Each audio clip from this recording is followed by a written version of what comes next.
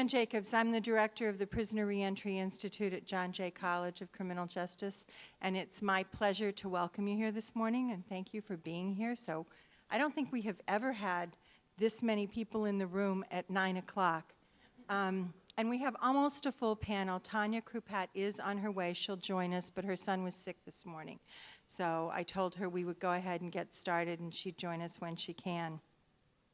We are really thrilled to be able to present the program this morning in collaboration with the Osborne Association and the New York Initiative for Children of Incarcerated Parents, who has a long-time record of having done remarkable things in this issue area. And we are very pleased to have the level of work that's represented among the panelists to actually talk about this morning. This event is being sponsored with the generous support of the Sills Family Foundation, who many of you know has also had a long-time commitment to this work, and who went the extra mile this time and funded the creation of a bibliography done by one of the co-authors of the Prison Boom, Chris Wilderman. So this morning when you came in, you got a hard copy of the bibliography on the research that's been done to date on children of incarcerated parents. And that document will also live on both the Osborne and the PRI websites in an electronic version with links to the documents where that's possible. So my job is very short this morning. I'm here to tell you that the ladies' room is over there, the men's room is over there, the refreshments will remain outside. And I'm turning over the reins to a very esteemed colleague of mine, Caddy Gray, who is a very distinguished journalist with a long history of reporting on education, criminal justice issues. She will be moderating the panel for us this morning.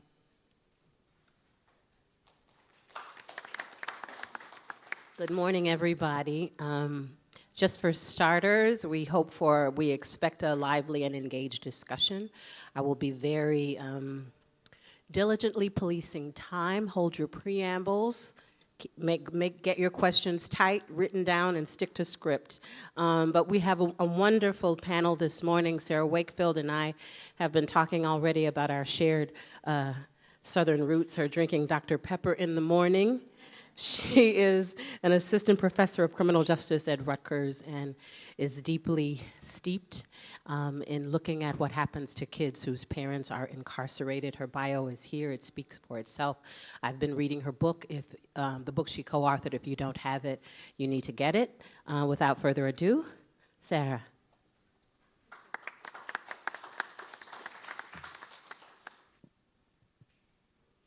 Okay, can everyone hear me?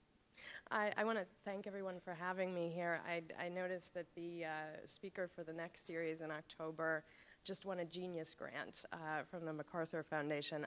I have not won a Genius Grant, so my goal is to say one or two insightful things. And I also want to acknowledge my collaborator, Chris Wilderman, someone else I do work with, Kristen Turney. All of their work is described in the annotated bibliography. And so I'm going to focus on the work I've done with Chris and try and go through it rather quickly, if you can move one more. So I'm just going to talk really briefly about four things. First, I'm going to talk a bit about mass incarceration and what that means. I'll talk about the work that Chris and I have done on individual level effects. And then I'll spend a few minutes on implications for social inequality and what this all means for childhood well-being. Thanks. I really need a clicker. Okay, so this is not new information for people in the room, but I want to spend just a second thinking about what mass incarceration means to an academic like me. And what it means is that incarceration in this country is both historically novel and comparatively extreme. It's a common life experience for the urban poor, but I think more importantly, and this is the piece that I'm most interested in, is that incarceration at the level that we have it in this country results in the systematic incarceration of whole groups. So we stop thinking about incarceration as something that happens to individuals and start thinking about incarceration as being a life experience that happens for some groups and not for others. And so my work is focused on that, and then making an emphasis on the fact that for some children, having a parent incarcerated is a life experience that is somewhat common. So that's where my focus is. Thanks. So this also is not new. You can click again. This is the incarceration rate from about 1925 to 2005. One thing that I want to note is not just to say that the incarceration rate is high, but also that among academics like myself, people didn't see it coming. So criminologists in the 1970s generally thought that the incarceration rate would stay relatively stable. It wasn't particularly predicted by anything, and then this explosion happened. So we can think of incarceration in many ways as being unpredictable and really hard to get a handle on today when it's as high as it is. In addition, when we think about incarceration as being comparatively novel or extreme, this is the United States relative to a bunch of other countries that we might group ourselves in, and I realize it's actually not very easy to see. But the point is the United States is weird, right? It has high incarceration rates relative to any comparison group we would make, right? Any other group of countries like ourselves, it's weird historically if we think about what incarceration looked like in this country up until the 1970s. And so people like myself have spent a lot of time trying to figure this out. Thanks. In addition, when we think about the systematic incarceration of whole groups, when I think about the kids that I'm interested in, what I'm focused on are these large differences in the risk of imprisonment. So this shows the risk of imprisonment by about the age of 30 to 34. We think if you're going to spend time in prison, it's usually going to happen by the time you're 34. So if we look at men born in the 1940s and look at their risk of imprisonment and then compare that to men born in the 1970s who came of age during the prison boom, what you see are massive shifts in the likelihood of doing time and large racial disparities. So the number that everyone, I think, fixates on is this 62.5% of black men who have dropped out of high school likely to do time in the prison boom era, and that's a massive change. You can look at comparisons for white men also. Those have also gone up. If we look at white male dropouts, you see a growth from 4.2% to 14.8%. But that's not the story, right? This is both a race and a class story. And so when we're talking about children of incarcerated parents, this is also both a race and a class story in terms of that systematic incarceration. And so transitioning now to children, what we end up with are, again, these massive racial disparities in the number of kids who have experienced this, almost 12% of black children relative to only 4% and 2% of Hispanic and white children. So just to give you a sense of who we're talking about. So I want to quickly summarize what I'm going to tell you about in terms of the research. You've got the annotated bibliography and can spend more time on that. But in general, I've spent most of my career looking at paternal incarceration because the numbers are so large there. And what I think the research is showing very clearly is that the consequences of paternal incarceration are both global, in the sense that it doesn't just affect one kind of outcome, but in fact we see effects across the spectrum of things we might look at, and consequential, that they're meaningful, and that these are not small effect sizes, that they are meaningful in the lives of children, and nearly always in the direction of harm for the children of nonviolent fathers. So we don't see a lot of research when it comes to fathers that shows that kids are better off having had their father removed to a prison. Compare that to findings for mothers. The research on mothers is both there's less of it, and it's much less consistent in terms of the results. So some studies will show a harmful effect, some studies will show a protective effect. It's much more variable and much less consistent. I think Kristen Turney, for example, has a wonderful paper on maternal incarceration that I believe is in the bibliography. And she's really showing that when we're talking about mothers, the effects are much more variable and much more heterogeneous. And I'm going to switch back to fathers here, but I'm happy to talk about mothers during the Q&A and what that research means, because I think people find that a little surprising. And then I'm going to talk a bit about these larger implications in terms of the concentration of incarceration in families and social inequality. So I'm going to quickly go through 4 sorts of outcomes to guide our discussion. The first is mental health and behavioral problems, and I just want to say a word about why I focus on all of these. Mental health and behavioral problems are interesting because all children experience some of them. Right, every kid has an anxiety issue or some acting out or some of that, but mental health and behavioral problems at the extreme predict everything from dropping out of high school to teen pregnancy to crime. So all of those adult outcomes we might be interested in are predicted by childhood mental health and behavioral problems. I'll talk about homelessness because I think this is incredibly important, especially for New York City, but it offers good insight into the lives of the most marginalized children. So this is an extreme outcome to look at, and homelessness has been stubborn in the sense that it's been difficult to bring down among children, and what we've seen are massive increases in black-white gaps since 1980, and Chris and I argue that essentially the prison boom is responsible for that, and that the prison boom is a missing piece of that explanatory puzzle. I'll then talk about infant mortality. Why do I talk about that? Because it's generally considered the best measure of child health. If you look at people who study public health, if you see the infant mortality rate for a society, that tells you something about the health of that society more broadly. So it's an outcome considered important. And like homelessness, black-white inequalities have held steady in a really stubborn way with a lot of intervention. And then finally, I want to talk about caregiver-child relationships because I think that's a possible important mechanism. So what do we find? We find, and I haven't done, I'm not going to talk about how we did this or the models or the math. I'm sure no one wants to hear about that. But in general, I'm happy to answer questions about it. But in general, what we find when we look at mental health and behavioral problems is no matter what measure we use, we see that paternal incarceration increases all sorts of mental health and behavioral problems. So internalizing problems are things like anxiety and depression. Externalizing problems are things like delinquency and acting out. However we measure it, you see an increase. There's no model by which we see protective effects with one exception, which I'll talk about. The same is true for aggression and infant mortality and homelessness. Aggression goes up a lot following the incarceration of a father. What do I mean by aggression? This is something as simple as a 5-year-old acting out, biting a kid at school, those sorts of things, and also more violent kinds of outcomes. But aggression here is an early precursor to what we might see in adolescence, so kids who are really having trouble at younger ages.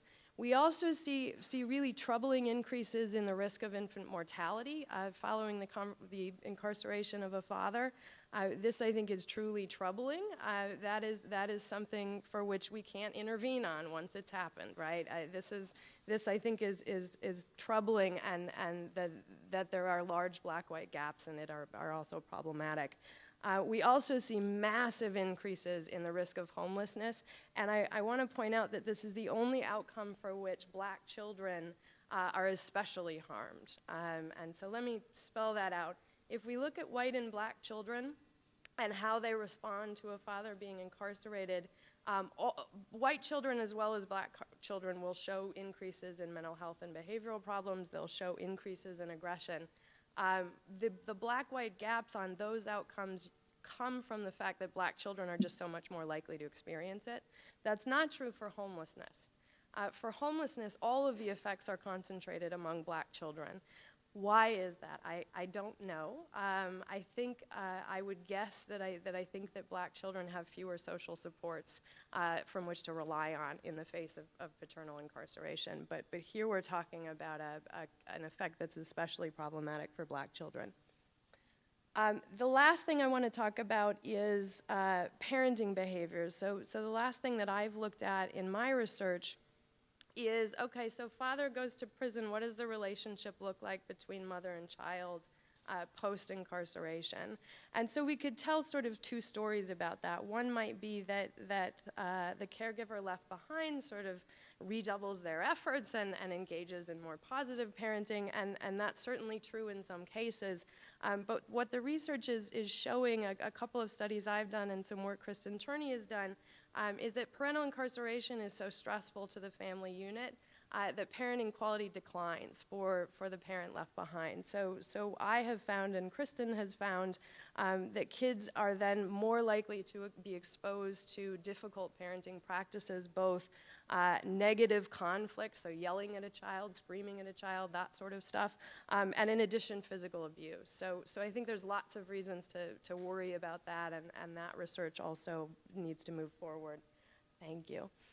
Two exceptions that are important. When I said earlier that the effects of father incarceration are global and consequential, that's true. We see the effects on all kinds of kids. There's an exception to that, and the exception is if the father was violent, and if the father and mother have a domestic abuse history. So we don't see that kids are better off in that case, but we don't see the harms. So these are children who obviously have lots of issues and difficulties. We don't see this large increase in problems for kids of a violent father. So if I were a policymaker, if I were someone who's working in the field, this would be a result that I'd want to pay close attention to in terms of what to do. We also see this is also present for infant mortality, again in the case of a violent father, a father who is abusive to the mother or engaging in violent crime. We don't see these kinds of effects. So we're really talking about the children of generally nonviolent fathers. What that suggests to me also is a consequence of the prison boom that I think is often talked about in the media but not often talked about with respect to kids. The prison boom has been entirely driven by the incarceration of low-level nonviolent offenders, right? So the prison boom wasn't driven by the fact that we all of a sudden had an explosion of serial killers or that police got a lot better at finding violent offenders. So what we're talking about are people who their incarceration harms their children, and perhaps we could think about it another way. So just to summarize, with respect to fathers, it doesn't really matter what kind of outcome you look at. I focused on these because that's the research I do. But people have looked at all sorts of things, from body mass index to dropping out of high school to the chance of being referred to special ed. I mean, whatever outcome you look at, there are very few studies that don't show effects like these. So we're talking about a global and consequential harm. Again, in the case of the children of nonviolent fathers. So I want to wrap up and leave you with some thoughts about what this means in terms of long-term harm by pointing out a couple of things. So first, these harms are global, are consequential, but are really important for racial differences in childhood well-being. A lot of people...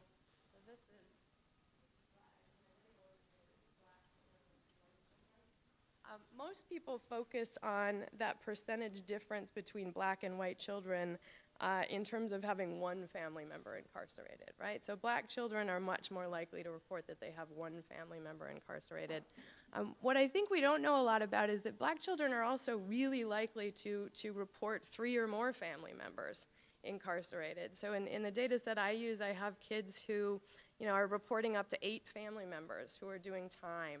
And that's a real difference between black children and white children. Even among white children who are experiencing incarceration of a parent, they're not experiencing both mom and dad and uncle and cousin and all of that. And so I think this concentration is a not well understood facet of this. What that then leads to is the implications of this for racial inequality in childhood well-being. Chris and I do a lot of data massage in the book, and none of it is all that interesting, but the main point of the book is that we suggest that the prison boom is a forgotten or invisible source of racial inequality in childhood well-being. And so we look at kids who have experienced incarceration at different levels within the prison boom. So the 1990 levels are shown here. And what we suggest is that the prison boom has increased racial inequality and childhood well-being with respect to behavioral problems by up to 46%, as little as 5%, as much as 46%. And as I said before, that the prison boom is a major cause of black-white gaps and homelessness, and I think a not well-recognized one. I don't know if people saw the New York Times review of child homelessness. They focused on one little girl. It was a beautiful series if you have some time to read it. But it was interesting to me because they were talking about her experiences in New York City shelters, and they sort of casually mentioned that she had parents who had served some time, but that wasn't front and center. And I think what Chris and I are trying to argue is that in fact should be front and center, that incarceration leads to household instability that is so problematic, especially for black children, that's why we're seeing these homelessness rates. So undoing the damage, when, you can do the next one. I think what I'd like to leave you with is the idea that when we think about American kids, when we think about children and what's important for them, we often think about institutions. So we think about their families, we think about the neighborhood they live in, we think about the school they go to.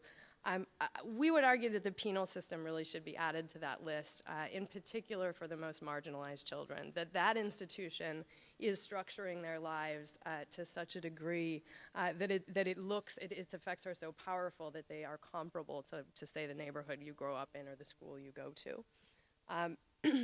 The other thing I would leave you with is that interventions are best found outside of the criminal justice system. So just as we know that the police officers don't usually make the best social workers, prisons are not the best place to facilitate family strengthening and family reunification. So when we think about children of incarcerated parents, what we're really talking about are poor, marginalized children. And so all of the things that we would do for any kid in that situation is the same as what we ought to do for kids who have an incarcerated parent. And then I would leave you with an idea about smart reductions in the incarceration rate. So New York City and the state of New York is a great example here. New York has had a low crime rate in the presence of very low incarceration rates and has been able to do it without crime skyrocketing. So it is possible to reduce incarceration rates without seeing an increase in crime, which of course is bad for kids too, right? Kids growing up in high crime neighborhoods aren't having a good time either. So I think it's possible to do both. And I will end here and move on. Thank you. Thank you very much, Sarah. So this is very much a sort of call and response engagement. We have several experts who will be weighing in and layering their comments on top of Sarah's. I'd like to introduce them. Jean Shellstrand. She's a Columbia University professor of social work whose research focuses largely on the development of children with incarcerated parents, and she also helps in the field developing hands-on interventions for those children. Social worker Tanisha Douglas provides counseling, case management, professional development, and other services for a host of agencies. They include the Sadie Nash Leadership Project, Harlem's Children's Zone, and Global Kids. Hi, Tanya. Tanya Krupet, who had a sick baby this morning, is here. Her academic pedigree is in both social work and in public health. She is program director of the New York Initiative for Children of Incarcerated Parents and Children and Youth Services at the Osborne Association. Then there's clinical social worker Deborah Sills-Yorusi, who is focused on families and trauma. She is also a trustee and program officer for the Sills Family Foundation. They will weigh in with 7 to 10 minutes worth of talk.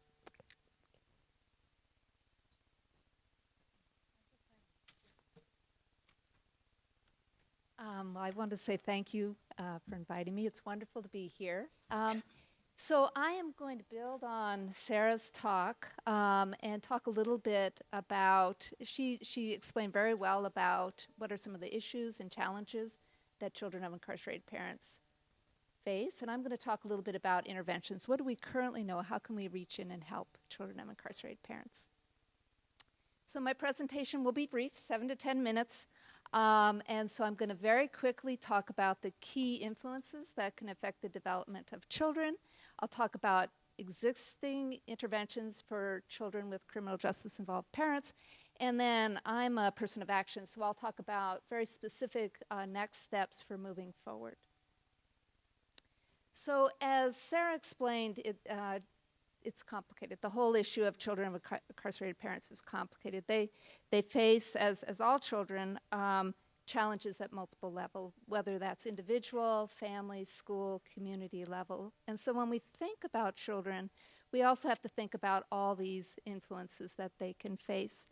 As a child develops, and I want to emphasize this, as a child develops, no single challenge will influence them exclusively. There are multiple challenges, multiple strengths that kids can draw upon that really will influence their development. So some of the challenges can happen in the parenting area, the family area. Some of the challenges may be education, the quality of education. I also work for Promise Neighborhood effort, and so that gets into a lot of the quality of school issues. It can happen in peer environment as the kids get older into adolescent years. They can come in contact with negative peer climates. There can be economic factors, whether it's at the neighborhood level or the family level. There may be health issues in the family, physical, mental health, or substance use issues. The social environment, what does the neighborhood look like? Again, that's drawing upon what we're learning from Promised Neighborhoods. Communities of concentrated disadvantage can be difficult on child's development. And then the physical environment. Sara talked about housing. You know, what is the housing like? Do people have homes? What's the quality of housing within the environment? Are there toxic influences within the community? So when we think about children, and when we think about the degree that parental incarceration affects children, we also have to look at all the strengths as well as the challenges that they face. And the degree that the incarceration will impact them is a combination of all these different things. It also depends on the particulars of the incarceration. What's the timing of the incarceration? What was the length of the incarceration? What was the prior relationship to the child and parent prior to the incarceration and during incarceration? And what level of disruption did this incarceration cause? So again, when we think about positive development, we need to think about the whole picture. Okay, so let's jump into very quickly existing interventions. There's good news and there's bad news. The good news is that there are a lot and an increasing number of interventions for children of incarcerated parents. There's been an increased awareness of the issue, and we see this from the White House Initiative down to things like Sesame Street, where we have a new character who had incarcerated parents. However, the bad news is that few of these programs or interventions are being evaluated. And if they're evaluated, the results are not getting out to the people that need them. So we don't always know what works for whom and in what circumstances. So I'm going to summarize some of the programs that are out there. Unfortunately, there's not a lot of evidence, and I'll talk more about this towards the end of the presentation. But the interventions are varied, and they're delivered in a variety of settings, from social service agencies, correctional institutes, nonprofits in general. And they tend to focus on three main areas. There's child adjustment, so those are interventions really targeting the child, looking at how they might help the child. There are a lot of interventions dealing with parenting, family functioning. And then finally, there are interventions addressing some of the broader issues that we see families facing, whether it's homelessness, whether it's substance abuse, employment, and such. So let's talk a little bit about child adjustment, or the interventions addressing child adjustment. And in general, the goals of these interventions are to intervene to boost child's resiliency, provide an environment where it's safe to discuss feelings, provide support around difficult situations or emotions, whether that's stigma they might feel, that shame or isolation, feeling like they're the only ones that are experiencing this. And then they also tend to help develop healthy coping and problem-solving skills. So here's a list of all the different types of interventions. As you can see, it's a variety of programs, and they're in a variety of formats. Some, such as the individual therapy, deals with more one-on-one with the child, on up to support groups or youth advisory programs, which tend to deal in groups, working with the children around specific issues. Probably the most prominent program, or the most talked about program right now, is the mentoring. There are a lot of grants out there, a lot of push from feds and others around looking at what works in terms of mentoring.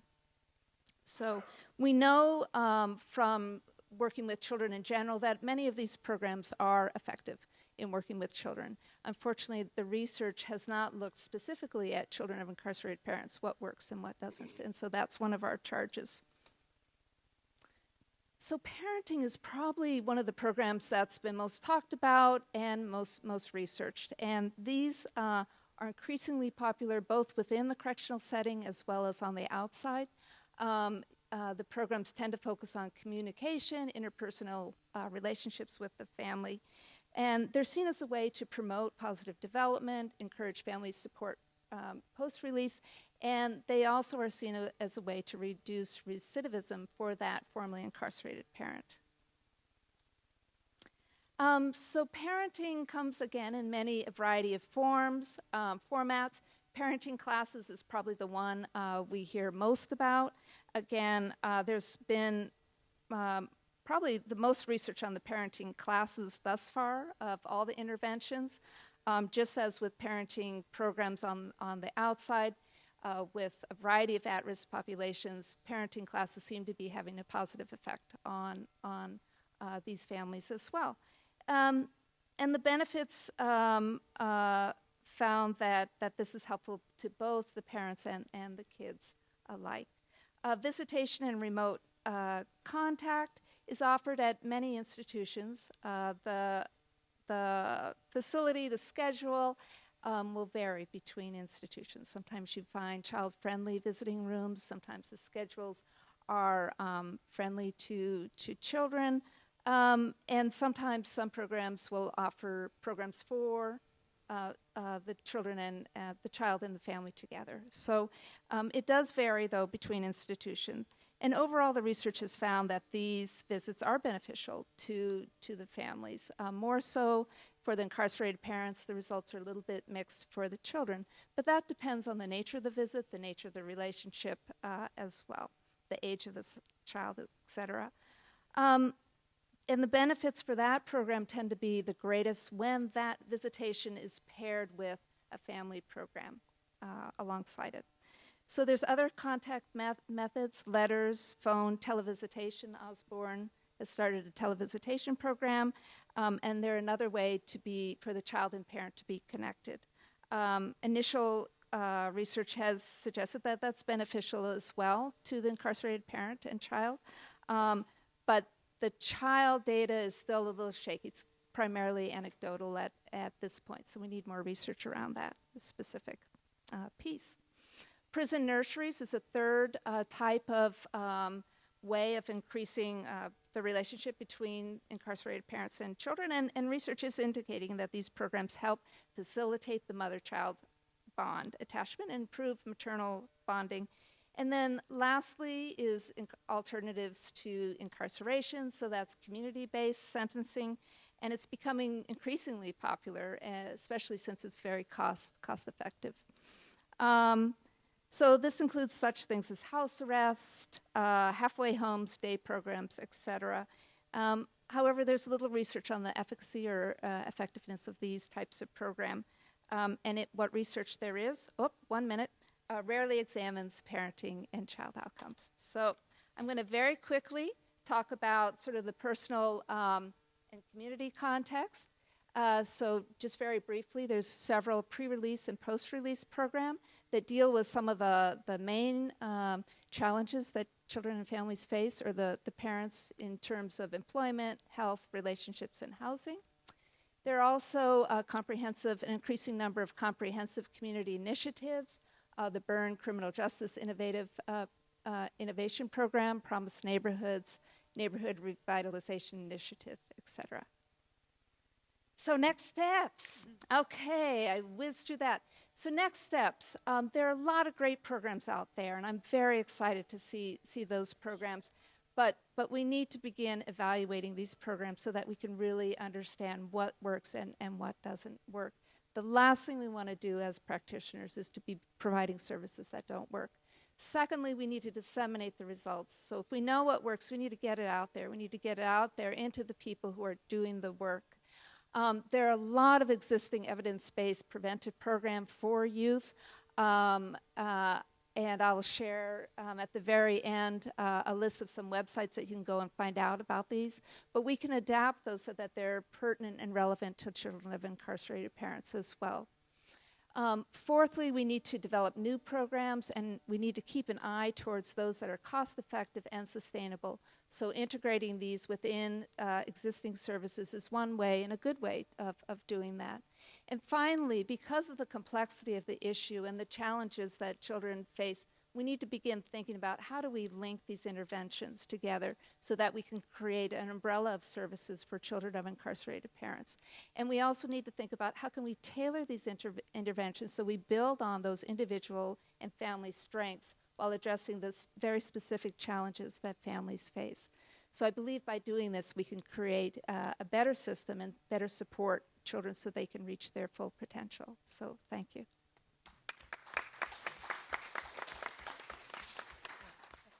It's really beautiful to be with you all this morning in this really important conversation around how we can support our young people who are struggling with incarceration. And one thing that was not mentioned in my bio that is true about me is that I grew up with a father in prison. He's still in prison. He's incarcerated on a 30 to life in a maximum security facility in New Jersey. And so it's really important for me to share that with you so that you have an understanding of where I'm coming from in this conversation, not just as a social worker who does work with young people who have experienced incarceration themselves in juvenile justice, but also as someone who is directly impacted by mass incarceration. So I wanted to make sure I shared that with you. So what I'm going to talk about today is going to be a little bit different than what's been shared. My comments are going to be focused on my own personal narrative and also really kind of thinking about how we can shift the paradigm around this conversation that we have about children of incarcerated parents and looking at a couple of gaps that I tend to notice in the conversation about our kids. So that's what I'm going to do. I don't have any fancy PowerPoint slides. Sorry, y'all. So I want to start off by looking at history as a metaphor for this paradigm shift that I'm talking about. So I want to take us back to the time of slavery in the United States. And I wrote down my comments so that I could use my time effectively. Okay. So when we hear the story of slavery as it's commonly told, we often think about the beatings, the brutality, the separating of parents from children, the rapes, the substandard living conditions, etc. The African as the victim of this system, the victim in all of this suffering. And sometimes we hear the story of one or two exceptional people who overcame their victim status or who helped people to escape slavery, like our beloved Frederick Douglass and Harriet Tubman and the like. And we see this kind of narrative around slavery in history books and in media with movies like Amistad and 12 Years a Slave that dominate popular culture. And all of these aspects of this narrative are true, right, and undeniable. But my sense is that we're missing a really critical piece, a really, really big piece of the story. A piece that shifts the paradigm from helpless victim African status to an empowered activist African. From perpetuating stories that keep us stuck in brokenness to opening up narratives that show us healed and self-determined. And these stories that I'm talking about are stories of resistance. The stories of our ancestors sort of misplacing and damaging equipment so they couldn't work, decreasing the productivity and profit of slaveholding businesses, late night study sessions during which enslaved Africans learned to read, spiritual sung while working to uplift their spirits, and the secret and masked holding onto spiritual and cultural traditions from their homeland. all of the ways that African people in this country who were enslaved resisted, survived, and thrived. The stories of everyday strength and resistance and resilience. American history, as it's currently told, at least the way that it was told to me when I was a child, really tends to ignore this aspect of the narrative. And by marginalizing these particular stories of strength and resilience and resistance, we're doing a couple of things. We're lying by omission about what really happened. We're denying the fullness of the humanity of the people we're talking about. And we're missing out on an aspect of the story that can support us in our work. So the same is true, as I've seen it, when we in our discussion today, and as we talk more broadly about our movement to end mass incarceration and all of its residual effects. We tend to focus, I think, and at least in my experience, on deficits. We are blind to the ways that people in prison and their families and children activate their internal and community strengths to resist the shame and stigma and to survive, and in some cases thrive. So as I stand before you today, I could talk about losing my father to a life sentence and how it broke my heart, and surviving homelessness and being arrested and being depressed. All of these things are true. All of these things happen to me, right? But all of these stories also keep me in a space of what I lacked and perpetuate for me a stereotype around sort of a poor, sad, young black woman. What I'm urging us to consider is how is it, if I take myself as an example, that a depressed, fatherless young woman could get up every morning to achieve incredible feats at a private school with very few people who look like her? Or if I take the young people I've worked with as an example, how does a fatherless youth who is consistently dehumanized and demoralized by his poorly resourced and highly militarized school, who's facing being tried as an adult for snatching an iPhone in New York City, manage to get up every day and work towards meeting the tenets of his probation? How is it that we don't give up? What inside of us and outside of us contributes to our grit and our powerful tenacity? And for me, that's right there, that's where the gold is when we're thinking about these interventions of supporting our young people. So in narrative therapy and in the narrative aspects of various trauma treatments, there are two concepts that I want to just highlight for you all today. One is reframing, and one is meaning making. Reframing is about seeing a situation in a new light. It's the shift from victim to survivor, from broken to transformed, from being in pain to being on the road to recovery and healing. And to make meaning is my interpretation of events and their impact on my outlook and circumstances. So just to kind of illustrate this, if I choose to continue to think of myself as broken rather than transformed, then chances are I wouldn't be standing in front of you today having this conversation with you. If my parents, one of whom is in prison, and one of whom is in the audience, who were struggling day in and day out to provide for their children, my mom in particular, continue to see themselves as downtrodden and worthless, then would my mother be able to be in the audience today, a graduate student at an Ivy League university? Would my father have been able to regale me with stories of my Caribbean and African heritage? Would that have happened, right? So as social workers, activists, teachers, advocates, researchers, all of the different roles we occupy in this space, we have to have the full picture and honor the full humanity of the people we aim to support. I see myself as powerful and capable because others saw me as powerful and capable, focusing less on what I did not have and on all of the obstacles that I was facing, and more on what I did have and what I was able to do and how I could activate my strengths to overcome my obstacles. So how do we do this? We may be thinking. We've heard some really intense challenges that our young people are dealing with. When a young person is sitting before me, how do I help them overcome all these obstacles? How do I help them see the strength in the face of all these obstacles? To me, it's as simple as, you made it to school today. That's awesome. Tell me how that happened. Focusing on giving young people opportunities to express their greatness and channel that greatness to address the existing issues. So there are just two really quick areas that I want to highlight that were hugely impactful on my healing journey. and that I've seen to be helpful for youth that I've worked with. One is connection to one's heritage, 2 minutes, awesome. And two is connection to artistic and or spiritual activities. And these to me tend to be gaps in our conversation about interventions, heritage, art, and spirituality. Whenever my father would call from New Jersey State Prison, he would invariably launch into some story about some African queen or kingdom or another, about maroon Africans in Jamaica who fought colonizers, who sought to enslave them, about how we have to be proud of who we are and our ancestry.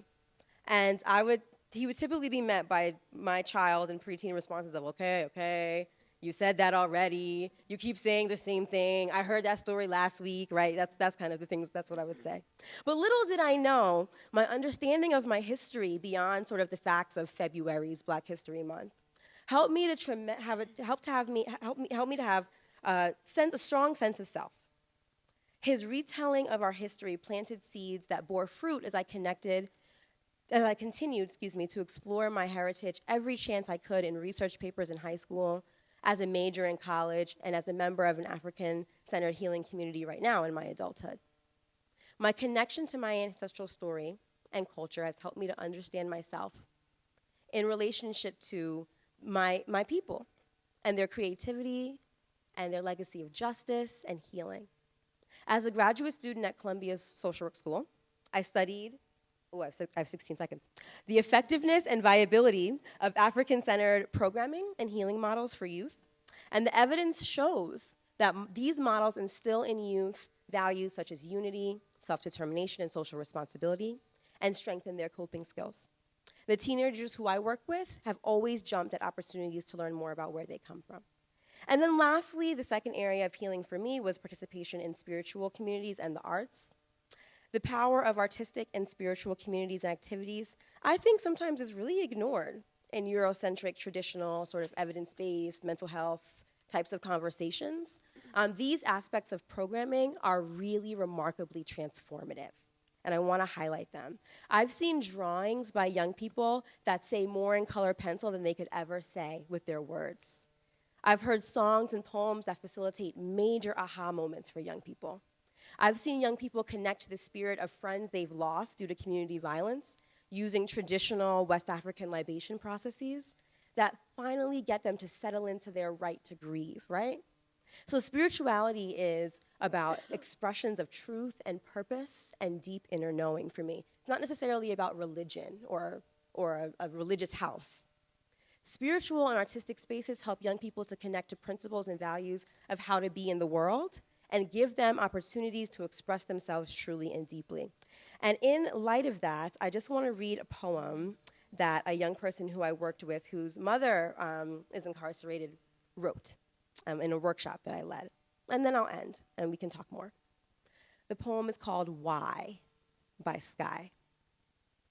Go ahead, separate us, humiliate us, and answer me why. Why take a newborn away from the womb it knew? Why make a mother hurt for the wrong things her man made her do? Go ahead, shame us, bash us, but answer me what? What do you do to a traumatized child with cardboard cutouts for parents? What are you supposed to do when you know the mother will fight? Go ahead, do you, but know this. No matter what you do, you won't break the bond we have woven. Thank you.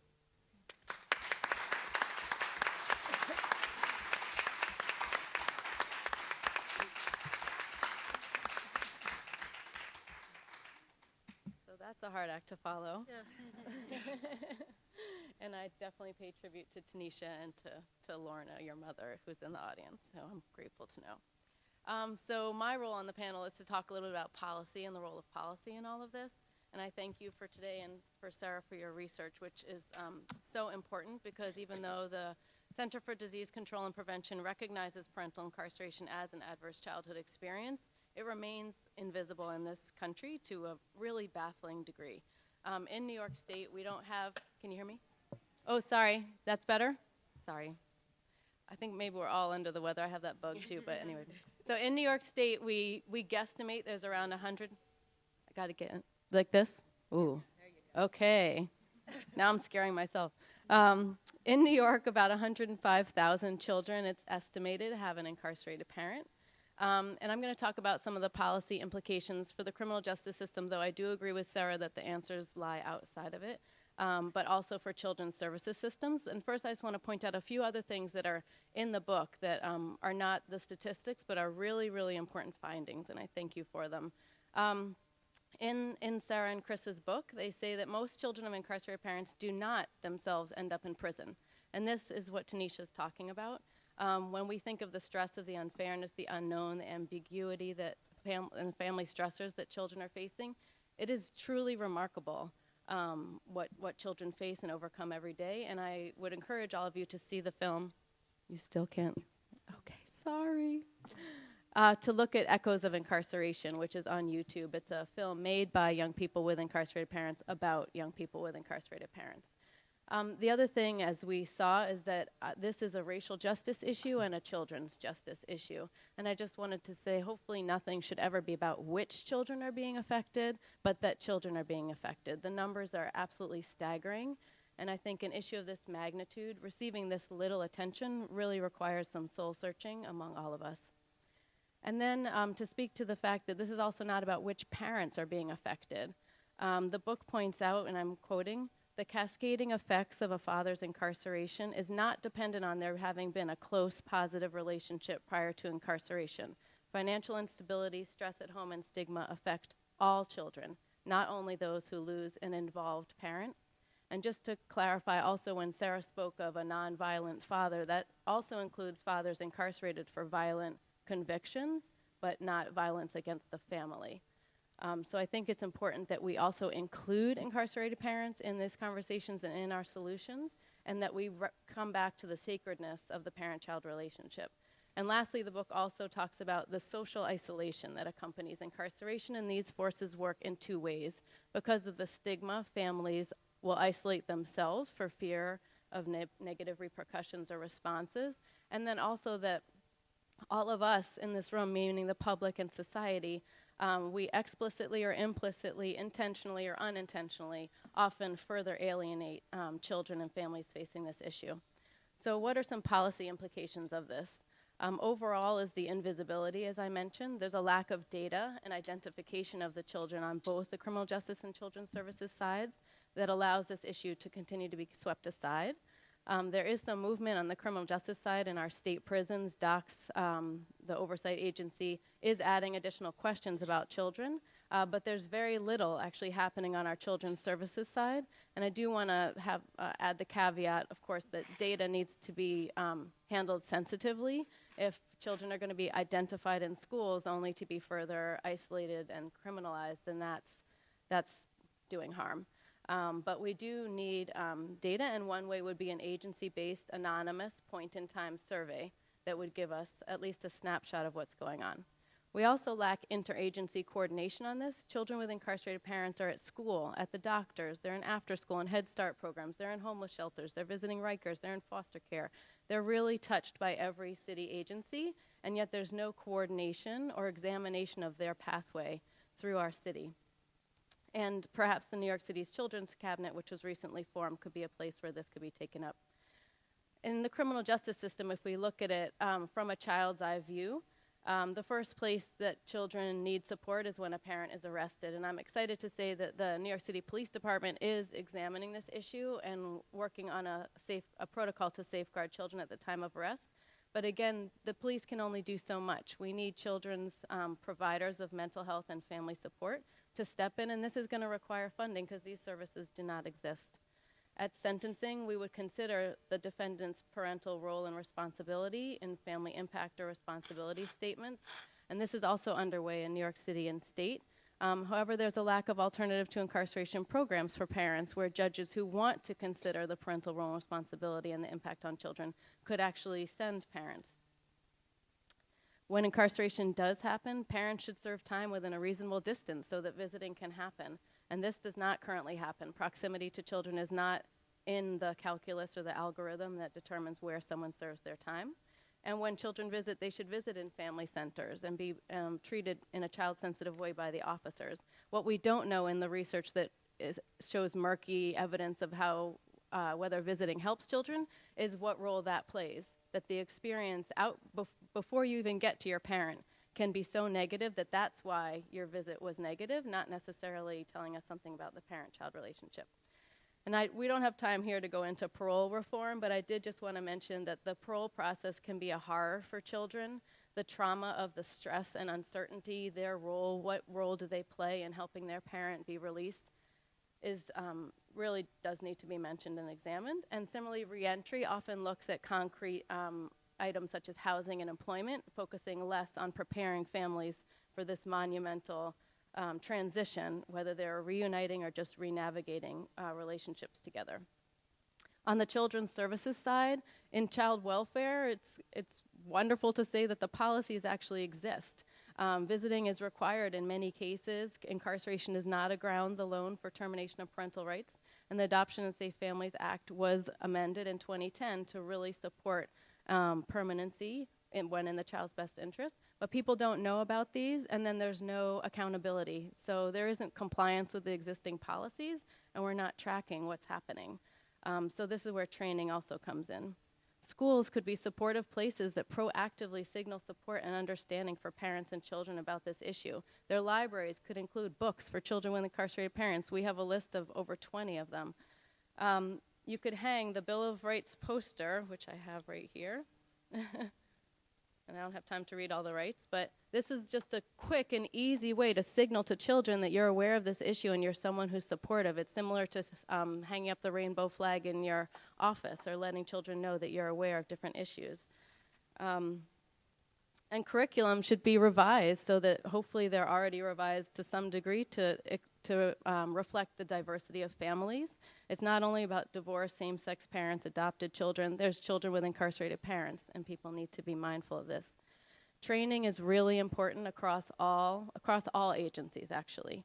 And in the annotated bibliography, I just want to draw your attention to one study that's really important by Danielle Dallaire and 2 other authors that found that teachers' expectations of children went down when they found out that if a student had a mother who was incarcerated. And they found that mother absence due to incarceration was the most stigmatized of any form of maternal absence. We actually had a young woman in her program whose teacher told her that she should not pursue her dream of being a language interpreter for the government because people who had incarcerated parents could never work for the government. So some of these changes are systemic and they may feel out of your reach if you're sitting here, though some of you, they are within reach, and many of them are very, very concrete. But I just wanted to share with you my do now list, and many of you do this every day. We can change our language right away. We can stop referring to incarcerated people as inmates, convicts, offenders, felons. Most people, sorry, I found it again. Most people are parents to children, and everyone has a story. Everyone is someone's son or daughter. The more we humanize the millions we're locking up, the more we'll be supporting children and lessening the painful stigma that they bear. Know and post the Bill of Rights. The Bill of Rights was created in San Francisco in 2005 by young people with incarcerated parents. It starts with the right to be safe and informed at my parent's arrest, and it ends with the right to a lifelong relationship with my parent, and in between there's 6 additional rights that are really important. Many of you are policymakers, advocates, service providers. Make a commitment to raise this issue at your next meeting. Whether it's a juicy topic like the next initiative that's being really well funded, or revising your data entry system or your intake form. Where are children of incarcerated parents and how are they affected? Particularly if you have not been personally affected by this issue, listen and learn. Visit a prison if you haven't, and better yet, take a child with you when you go. You'll learn more than you can ever imagine. And while children or adult children who have experienced incarceration, such as Tanisha, are the experts and the most effective advocates, I feel very strongly that they should not also have to bear the burden of changing the systems that they had to muster resilience and strength to survive through no choices of their own. So I encourage us all to take up this fight. For in between the data and the outcomes really is all of us. The social and the public response to children with incarcerated parents, that's us. We are the protective factors that minimize the risk factors. We are, all of us in this room. Thank you.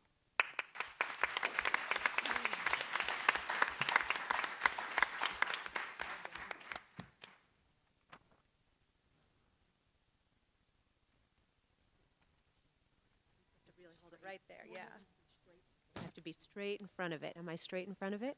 Pretty good? Okay, I'm going to be super brief. I think you've all been listening for a long time, and I'm sure people are ready to have conversation. So I'm have a couple different roles in my life, but here I'm speaking as a representative of the Sills Family Foundation. We're a family foundation that's been around about 12 or 13 years. We're not gigantic. We give away about $1.5 million a year at a high point. And this year, we're giving, each year let me back up. About 8 or 9 years ago, we started to get very interested in programs for families impacted by incarceration. And we learned about it through various connections, one in particular from a wonderful program called Our Children. I bet you we have someone here from Our Children. We learned about families impacted by incarceration through them, and the more that we learned, the more we realized this was a very serious issue that can be accessed from a variety of directions. It's a children's rights issue, it's a parental rights issue, it's a health issue, it's a mental health issue, as well as being a criminal justice issue. Funders have a lot of different roles that they can play. I'm really here to speak to funders, which we have some of in this room, or people who interact with funders, which is many of us. Foundations can be useful in this issue in providing services around the issue. We can't change the criminal justice system, but with grants of moderate sizes of $25,000 to $50,000, we can help support programs that really can support families. For instance, this annotated bibliography that we have today. This is something really useful. It was not very expensive, but now we have some really up-to-the-minute data available to a lot of practitioners. That's something that a funder can do or that a program can request a funder to do. We can help support evaluation, advocacy, research. We can organize convenings. We can help support parenting classes, reentry programs, alternatives to incarceration, programs that work with restorative justice. Private money is very flexible, so we don't have to worry about politics, we don't have to worry about the government. We can give a relatively small amount and begin to make an impact in a useful way. So that's really the purpose of my role here today, is to encourage funders or people who make requests from funders. You don't have to think gigantic. Think about what you can do now to help support families, to do strength-based interventions that really think about the children and the families that we're here to support. So thank you all for coming. What do you see in the way of parenting skills for incarcerated parents, for recently released parents, and what sorts of supports are available for them for sort of refining those skills? Who's doing it well in terms of best practices? Yeah, I'm happy to take. Am I on? Not sure. I'll just speak loudly. So I worked with Mark Eddy out in Oregon, and he's developed a curricula. He and I developed a curricula called Parenting Inside and Out. And so there's this curriculum is being used out west, but has also been recently purchased, I think, by NIJ or something. But in any case, the curriculum works with parents while they're on the inside, but then also on the outside. And so my research really has looked at this whole parenting component and what is different, or are there areas that we can strengthen? And it appears that on average that families that are involved in the correctional system have less consistent parenting and use more harsh parenting. And again, this makes sense because their lives are unstable, they're going in and out, there's a lot of stresses and such, and when there's stress, harshness of parenting can come out. So it's not unexpected, but the parenting curriculum really deals with a lot of different issues around parenting. And as we know, it's not just the parenting, it's all these other stresses that people have to sometimes deal with. So the curriculum talks about those, these stresses that come up. What's the stress of having a partner incarcerated? What's shame or stigma is involved with that? How might we deal with those issues, as well as how might we deal with any other stresses that may be affecting you? So it's not just purely the parenting, but also these other contextual things that I talked about. So PIO, it's called Parenting Inside and Out, is an evidence-based program, and has been shown to be effective both on the inside and on the outside. So Great. Does anyone else want to weigh in? I would just add. Can really, yeah, get Okay. in so we I can don't have think it's this on. archived. These aren't on. They are not on? Matthew, they said the mics aren't on. Okay, well, maybe I can move this way. Maybe it is. Okay, can you hear me now? Okay. Just to add to that, since 1986, the Osborne Association has offered. Can you get in the mic? Okay, right here. there. Okay. All right. Since 1986, Osborne has offered the Family Works program in different prisons inside New York State, and the coordinator of that program is in the audience, Michael Wilcher, so I'm sure he can speak more to the details, but it has been evaluated and run since then, and we're now in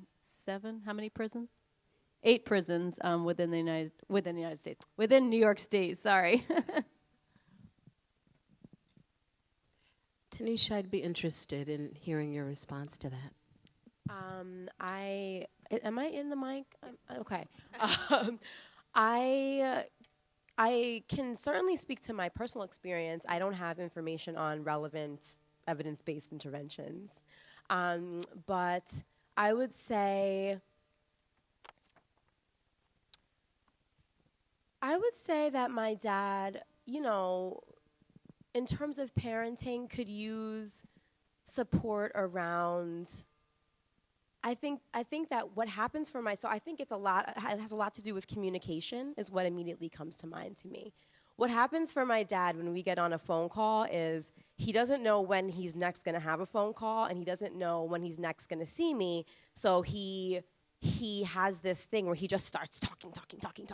It's like he has an agenda of things that he's been hoping to be able to talk to me about for all of the time in between the time that we're speaking and the last time that we spoke. And so sometimes it leaves a place where he's not really listening. And so I think that there could definitely be really helpful supports around, like, communication might be really helpful. And I'm not sure what these particular programs do. But communication and, like, stress reduction, certainly I could see as helpful for my father. Can you forward the slides, just 2 slides forward? And I meant to show this in, forward, the other way? Yep. I'm sorry, to the websites. Next slide. There. And I meant to share this with you, but these are some excellent websites that have evidence-based programs on them. Many of the programs are parenting programs. So these are programs that have been tested using rigorous research with a variety of populations, not always children and families involved in the correctional system, but a lot of the elements there that are used in these programs would be relevant for children of incarcerated parents and their families. So I did want to share those websites. If you're interested in finding specific evidence-based programs that deal with specific issues that are trying to prevent different outcomes. So.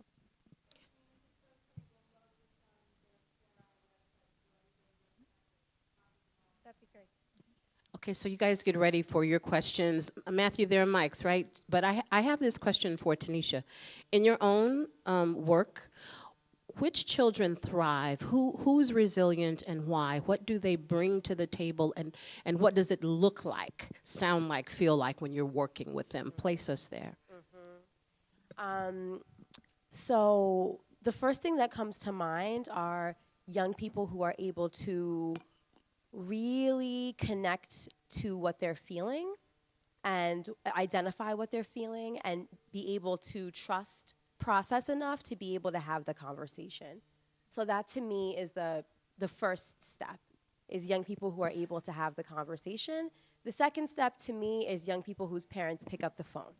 A young person whose parent, I call the parent picks up the phone, is more likely, or the grandparent or the auntie or whomever, is more likely to be successful in my work. And I would say that that's what helped me to be successful. Those are the 2 areas that really, to me, foster resiliency. It's like the openness in the young person, and it's parent support. Questions from the audience? There's one in the back. Matthew's bringing the mic. If you would stand up, say. No, we want you on the tape. So give your name and what organization you're from, please. Hi, my name is Iris Garcia, and I wrote it down because I talk a lot. And I'm from Green Hope Services for Women. We're a substance abuse inpatient and outpatient facility that provides services and housing for women coming out of Rikers Island, Bedford, Taconic, parole, and community referrals. We also accept women and children under 5 and considered an ATI program. Use the mic. Right there. Okay, my first question is for Sara. Do you plan on including the effects substance abuse has on mass incarceration and my personal also immigration, being that we have a lot of undocumented people coming now and they're being arrested, and that's also part of incarceration that's not being added on. And for the one next to you? Jean. Sorry, Jean. What are some structured activities that can be implemented in helping the mother-child relationship after release when they're actually together? And what are some tools that can be used to evaluate its effects? Is this on?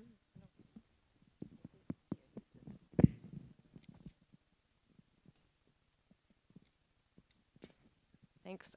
So I'll answer the second question first, because the answer is I don't know. I think there's a lot of interesting work being done on immigration and crime, showing that immigrants, high immigrant areas have lower crime rates. So that's the work I know. It's really hard to count undocumented people in the system, and so I haven't been able to do anything like that. Because it's hard to count them individually, and then linking them to children is difficult. But I think you make an important point.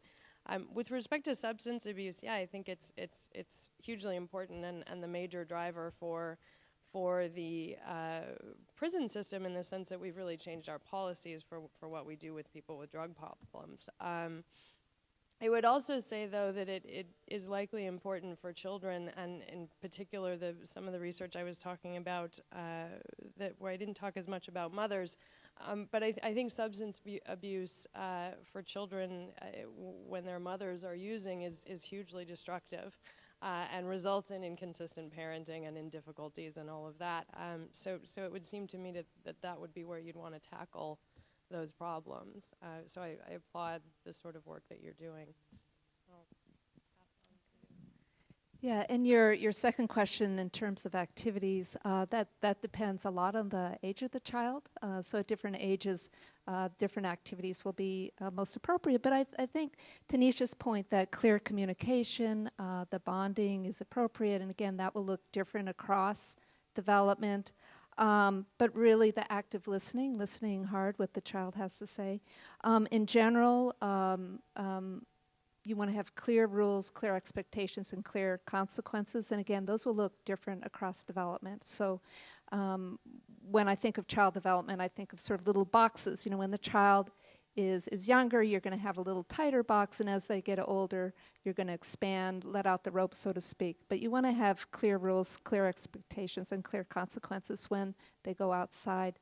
Kids naturally will try to push the boundaries, and again, that will look different at different ages. Adolescents, for those of you who have had adolescents, are really good at pushing those boundaries, but they want to see where is the limit.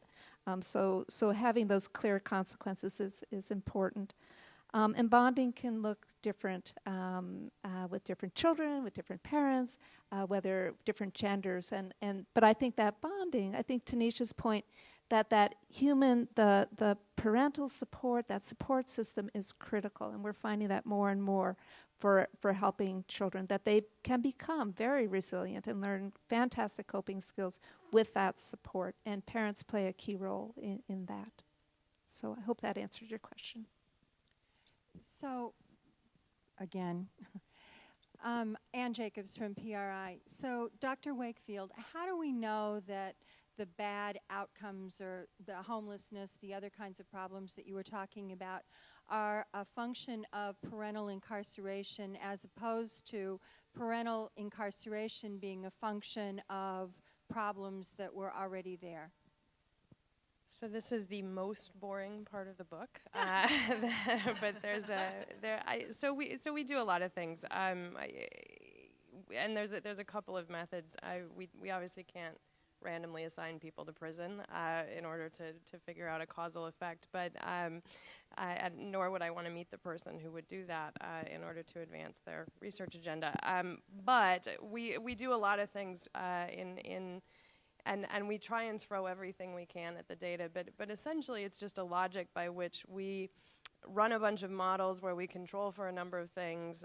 We also run restricted samples where we look at people who have a previous incarceration and then see if we see the effects on the second incarceration. We run placebo regressions in which we essentially try to see if we see incarceration effects that don't make sense. So incarceration at age 5 predicting outcomes at age 3, you shouldn't see that happening, right? Time moves forward, not backward. So I guess what I would say, though, is all the researchers doing this research, and Chris was really good, I think, doing this bibliography about giving the sort of best examples of causal quantitative research. And what I'm happy about as a researcher is that these effects show up no matter the model, in lots of different data sets, in lots of different contexts, and are quite apart from, say, the effects of arrest, the effects of having a criminally involved parent, and tend to look pretty similar across data sets. So I'm convinced we've identified a causal and real effect. But I think the mechanisms are much more difficult to tease out, and the research isn't there. Hi, can you hear me? Okay, I'm Carrie Cohen. I work at the Brooklyn DA's office. We have an ATI program and a reentry program. We actually aren't having any research done for our ATI program, but what I wanted to ask was just where you could find the list of books, the books about children whose parents are incarcerated. Yeah, I can send them if you want. If you're linking with PowerPoints, it's not on the Osborne website, but we can get it to the PRI distribution list, I think. Okay. Yeah. Thanks. Hi. Hi, my name is Juanita Augustine from Project Renewal. And I just wanted to know, do you feel or believe that educating the prison system about informed trauma care would assist with the support as far as the parent, the child who maybe have experienced trauma and can move forward as far as the reunification process? Can you repeat the last part, inform the Trauma care. Trauma care. Mm-hmm.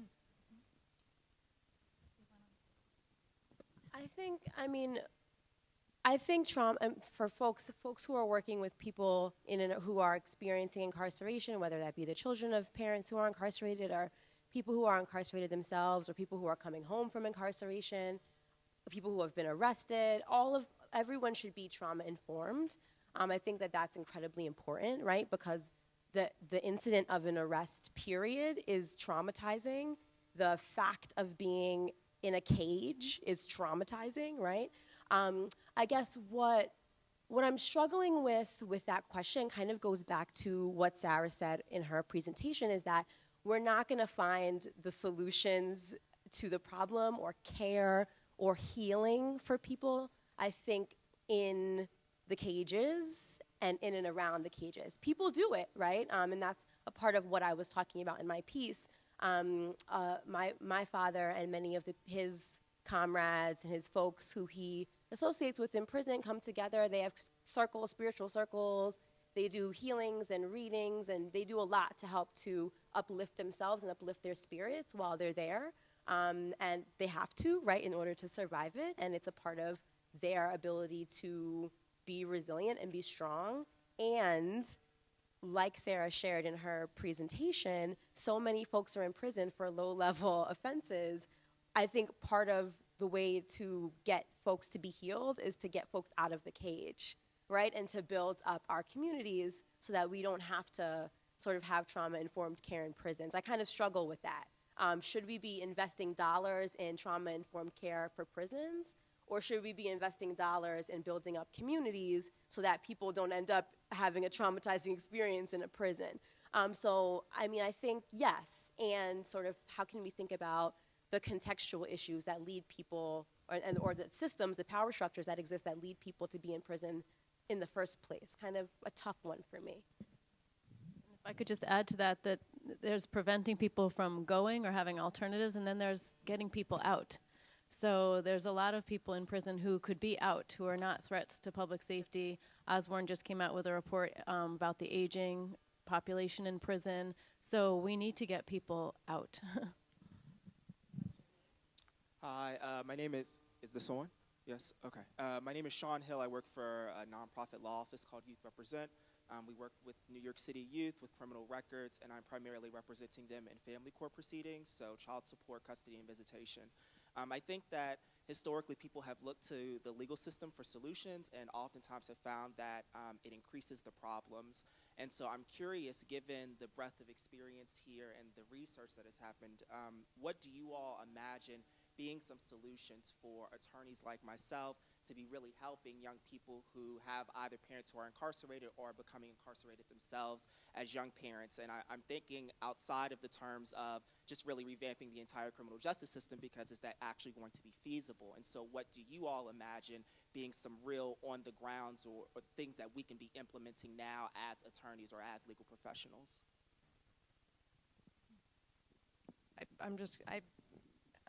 This afternoon I'm going to Brooklyn to give a version of this talk to the family court, and I have to answer that question. And can you hear me?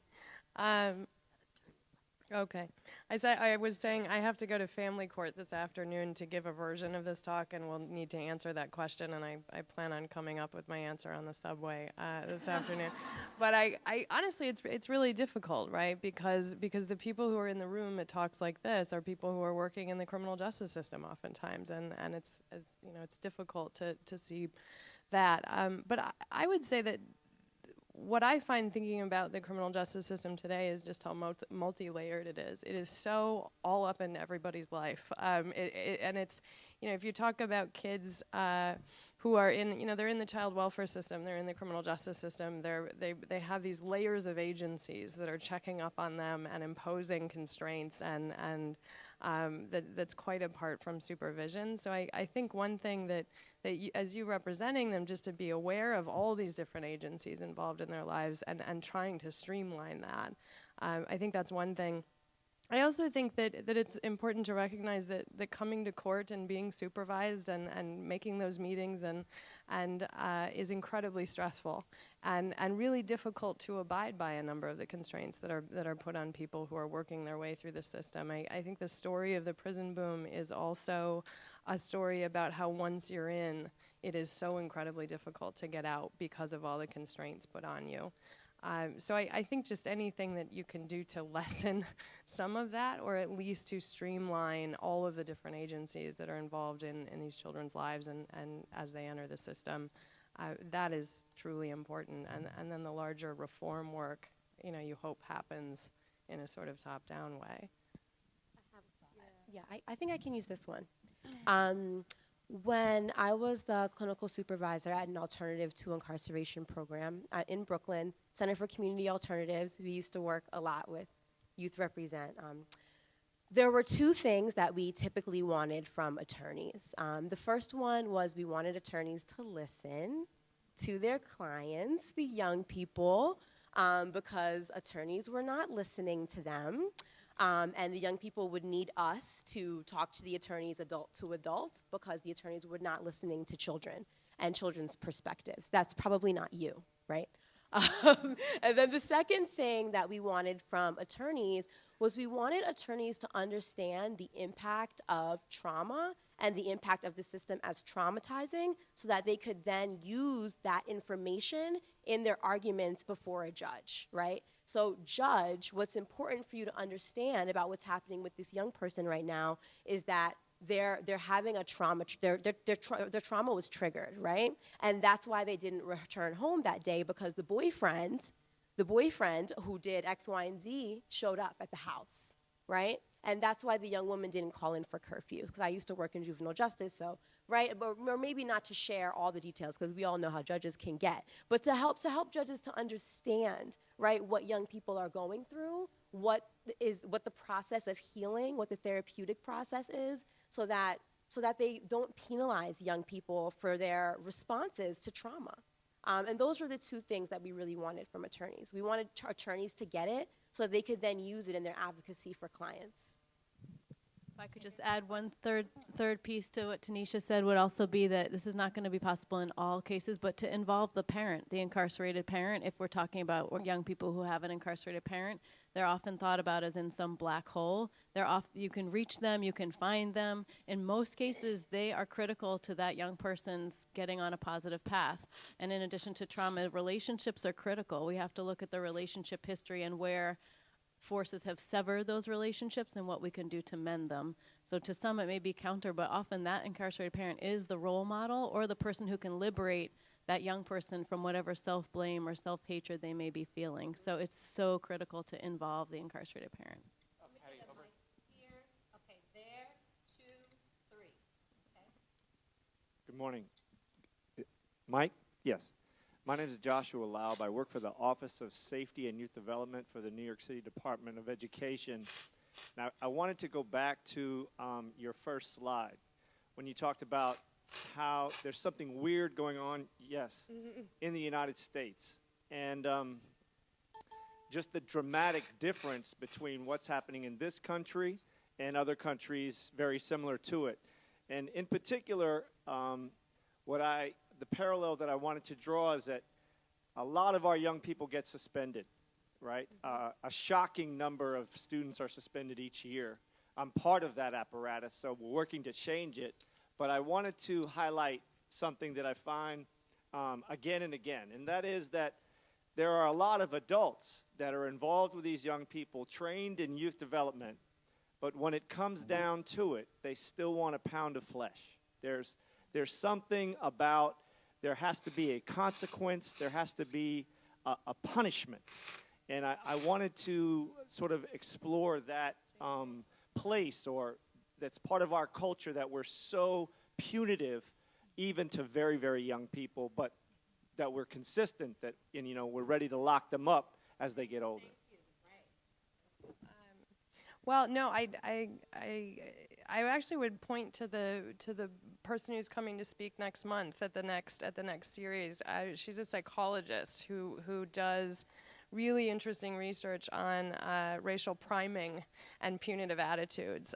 So she does sort of lab experiments among a number of other things. But what she shows is that sort of merely priming people with black faces changes their opinions about how punitive to be, that we need that pound of flesh, right? And I think it does really go back to the things that you were talking about, that we have this history that we haven't moved very far away from. And so for me, it's especially racialized when you're talking about punitiveness in the schools.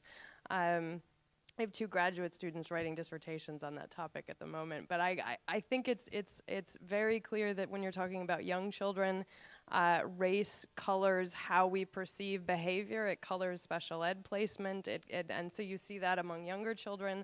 And then when you get to adolescence, what you're seeing is a pathway out of school and into the carceral system and beyond. But I don't. It's difficult for me to know what you should do. If you have, I don't know if you have parents clamoring for that, or what the arguments look like within the educational system. But I think that's also a story of race, clearly. Yeah, I have a thought. I also think I would encourage you, and one person, I can't remember which one of the panelists mentioned restorative justice in their remarks, but there is an organization in Oakland called Restorative Justice for Oakland Youth, RJOY. The website is, I think it's just rjoy.org. They're doing remarkable work in terms of changing the culture of educational institutions in Oakland around the punitive and retributive nature of the way that they're responding to young people when they do harmful things to one another, which young people will do in schools. They've instituted a model where they have restorative justice coordinators at each school, and when a young person does something that is harmful to the environment, they convene restorative justice circles before even thinking about a suspension to begin to talk about how to restore the balance in the community around the harm, how to right the wrong, how to hold people accountable in a way that is community-based, where all stakeholders are together, and in a way that doesn't harm the person who did the harm, because the person who did the harm is a child, right, and is learning. And so I would really encourage you, sir, to, if you haven't already, which you may have, to do reading about restorative justice and connect with Our Joy. The work that they're doing is incredible, and there is evidence to indicate that it's working. I also would just add an anecdote as a person who's new to New York City and the New York City public schools. So I moved here last year, and my daughter started at a great neighborhood school in Brooklyn. And it is odd to me to see the public safety officer there, right? That was a real off-putting thing for me as a new parent to the system.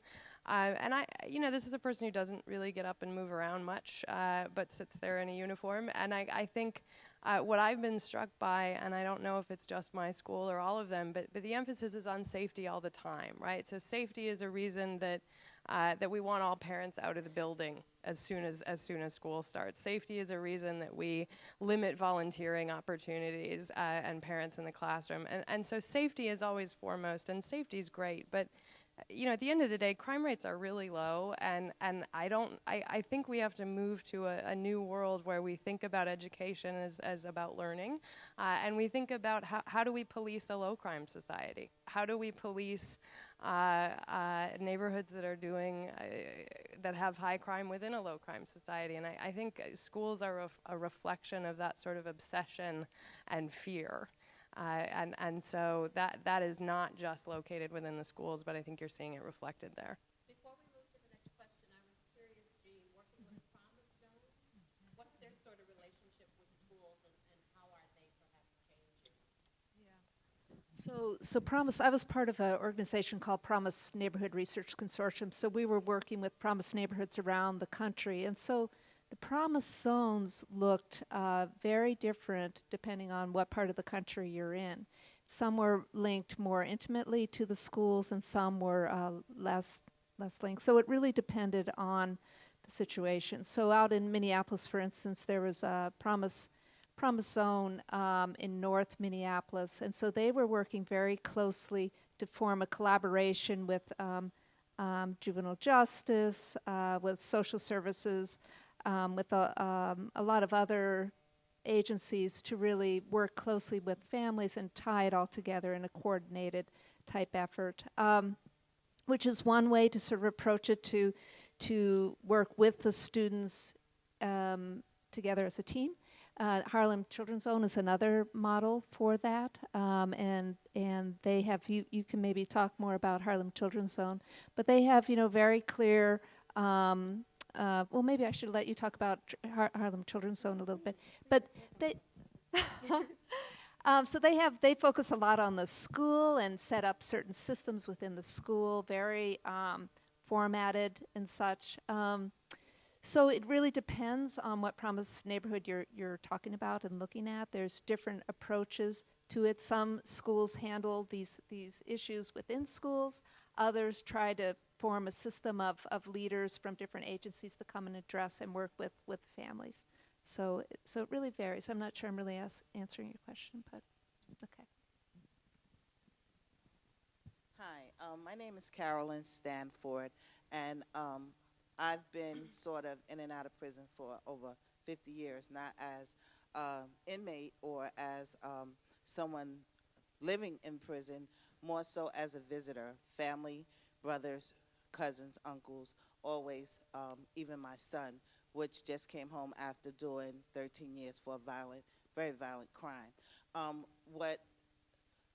What happened in my life was my grandchildren. He had 2 children before going into prison, and I did the best that I could to try to take them to visit their dad, with hopes that they would have a different mindset and not want to be in prison or do everything they could to keep themselves from going to prison. Sadly to say, they've both been in and out of prison. My grandson is 20. He's probably did about 4 years now. And my granddaughter, she's 16. She's been in and out of prison right now. She's missing. The emotional state of children in prison is so profound, just living it, knowing that, I wish that there was somewhere in school. I think it's when a child is sitting in school and trying to concentrate that their mind goes back to that visit they had on the weekend of their dad being in prison. So now he's coming back to school, from Sunday visit to Monday morning, and not being able to express the thought of saying goodbye, because saying goodbye is like the hardest thing I think that a person could do. But my thing is that I wish that schools were, involved to the point of, being able to have a child to leave a classroom and sit with somebody for 10 to 15 minutes to express why they can't concentrate would be helpful in order for them to graduate and complete school. My son, he got his GED in prison. My grandson, he got his GED in prison. And it just goes to show that they can function. They have a brain, to function. So it's not that they can't function in school, but it's just that from being around that prison situation so much emotionally and in their mind, is like a hard thing to do. So my question is basically, how can schools really tap into the emotional state of children that, they're spending most of their time in school a day. So out of a 6 or 7 hour day of school, how do you get that child to tap in emotionally and have somebody to help them get through a day, to bring you back Tuesday, to bring you back, and to get you to function and to think well enough to complete high school and to do all those years, 13 years of your dad being in prison, 12 years, of school, so how do you get that to be completed? Well, it's an excellent question. And if a child is hungry, if a child is thinking about all these other issues beyond incarceration, how can they focus on what the teacher is saying? So what you say is really relevant and really important. The answer is less clear what to do, but it's clear that to be able to have some support within schools to work with that child is critical. Now teachers are pulled in all sorts of different directions, so I think it's unrealistic to think about teachers being able to help. Right. And so I am less familiar with New York. I grew up, or I didn't grow up. My children went to schools out in Oregon. So there was many more school social workers, many more school psychologists, and through those workers they could help the students a little bit better. There is a program in town where teachers are mentors for students, and so outside the classroom they can work more intensely with students. But we really do need that support for children who have issues beyond schoolwork. That takes their attention away from schoolwork, because how can they concentrate when they're facing these very emotional things? So the problem you bring up is very, very important. The solution is less clear of how to best help, but certainly teachers need help beyond what they can do. So. Hi, can you hear me?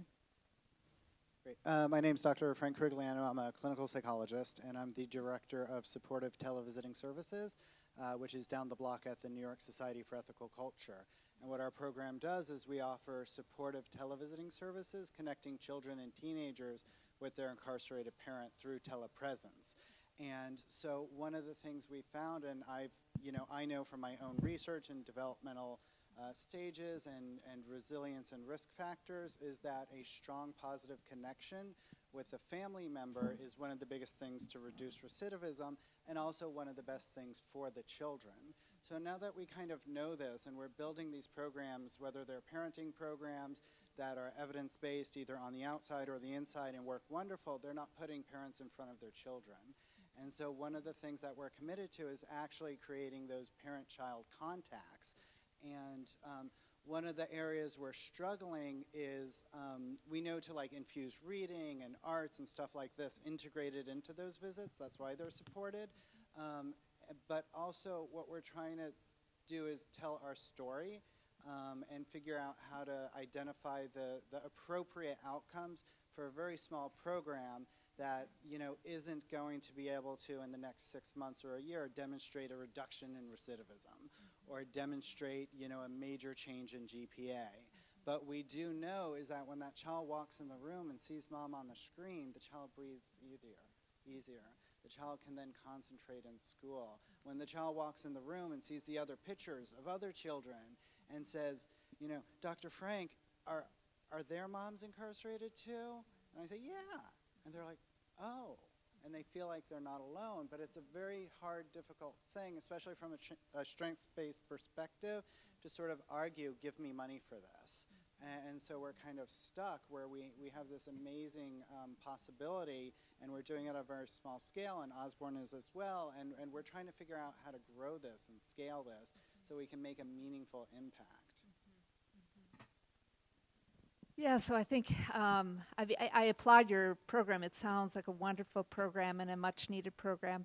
And so looking at recidivism is a far-out outcome, and so that's very difficult to do. But I would suggest focusing more on child outcomes, and there's some measures that we can talk about that might capture some of those small changes in a child.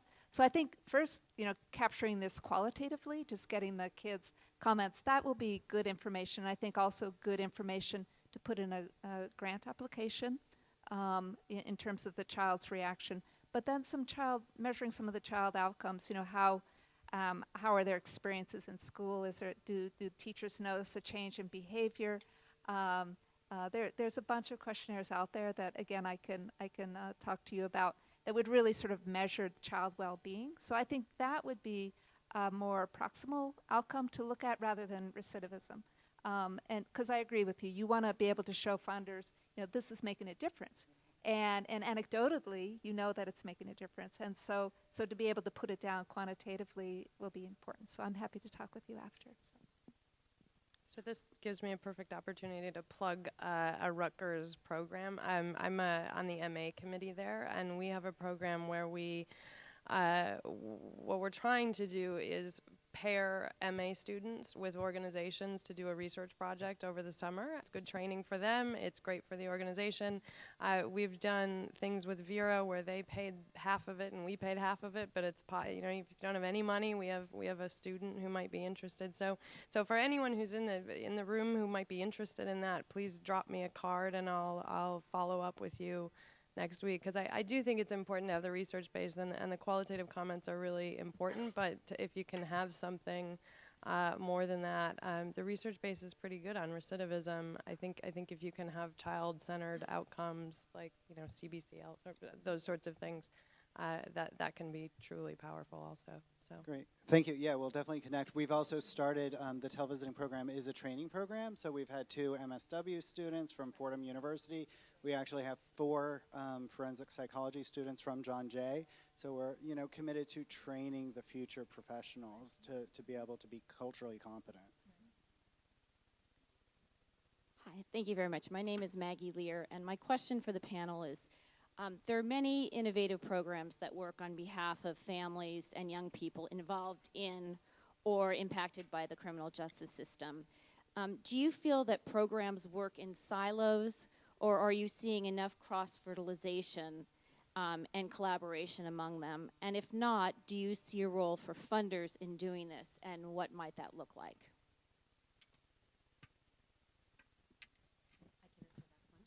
I'll start. I think that's a question that we've been wondering about for several years also, is how to get wonderful programs talking with each other. And I do think that that's a role for funders, to help events like this. You get people in a room together, you get them talking to each other. It's not as easy as I thought it would be. I thought, we'll just get all the programs to have breakfast together and get some funders there and solve all the problems. It's a little slower and more complicated, but it does seem that with kind of repeated outreach, you can get people talking to each other, and it helps if a funder pays the bill to get them all there. So I do think that that's a relatively inexpensive way to get people to cooperate, which is essential, absolutely.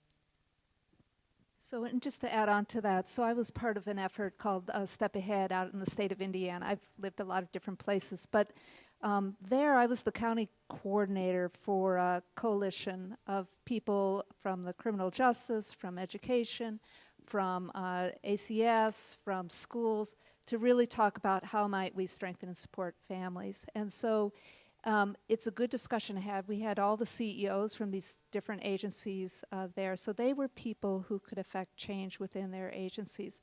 But I think a critical piece was funding that coordinator to really push the work forward and stay everyone on, keep everyone on task. So in the process of the coalition, which lasted multiple years. I was there 2 years, but then somebody else, I moved at that point. But we came up with a plan of action, and then we could follow the plan of action. So one of the activities we did was a family festival. The community members wanted activities, more activities for their children and families. The agencies wanted to get information out about the services that they could provide to children and families. And so the family festival was a way to meet both those needs. We had activities for children and families, educational and otherwise, so really educating the community about things that they could do with their kids. It was fun. It was an activity that people could go to, but the agencies could also provide information to families about services that they might be interested in.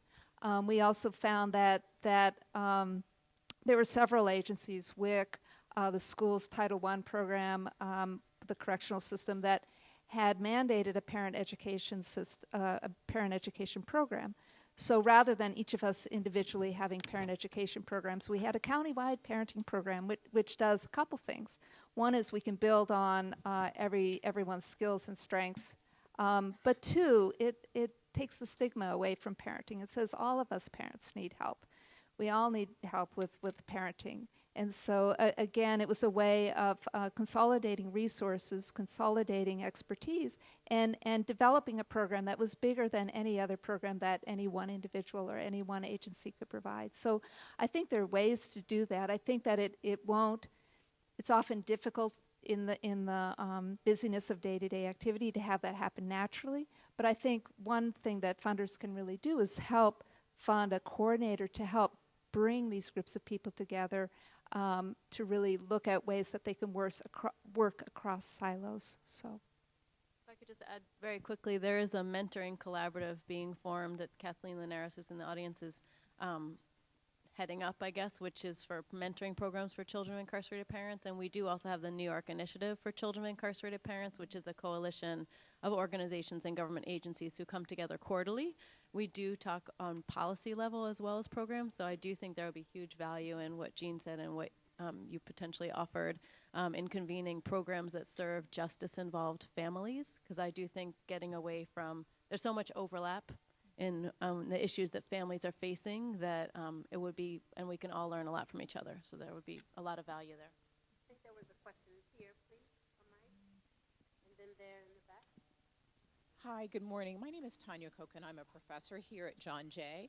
I was struck by Tanya's citation to the study showing that when teachers were made aware of a mother's incarceration, they had more negative attitudes and lowered expectations of their students. And my question for Tanisha following that research is, what's your feeling about disclosure, right, as to whether schools should have information about which children in their schools have incarcerated parents? Should it just be up to a parent, a custodial parent or caregiver to disclose that information? I mean, it requires trust, right, that the school district is going to do something useful and supportive with that information as opposed to something harmful. And I just would love your thoughts on that. So tricky. Yeah, so tricky. I would say I consider it like a coming out. I didn't come out as a woman with a father who's incarcerated until after college, Mom, right?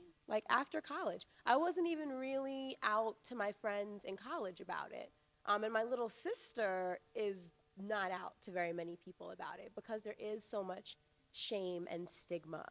And, you know, it's funny, I went to a school that was predominantly white in suburban New Jersey, and my teachers already had low expectations of me just by virtue of what I looked like without knowing that my father was incarcerated. So, you know, tricky.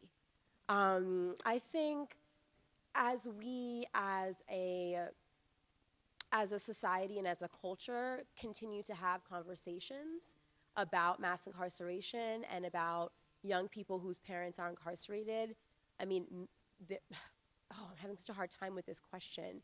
I think that it depends on the sensitivity of the community and of the school. When we have schools where young people, just by virtue of what they look like, are being treated unfairly, it becomes tricky to then add to their narrative that their parent did something wrong. And so I think we have to be really careful. I would say parents and caregivers have to really decide kind of what they want to do. I would also say there may be ways that schools and communities can demonstrate their sensitivity, similar to what Tanya was talking about, hanging up posters or signs, incorporating it into curricula, just offhand mentioning it. Like, you know, some people in our world are dealing with incarceration, and mentioning it in a way that's judgment-free. The more that community members and people in classrooms and after-school programs do that, then the more that we create spaces of safety for people to come out. But I think it's really tricky. I don't know if folks have other thoughts. It was tricky for me.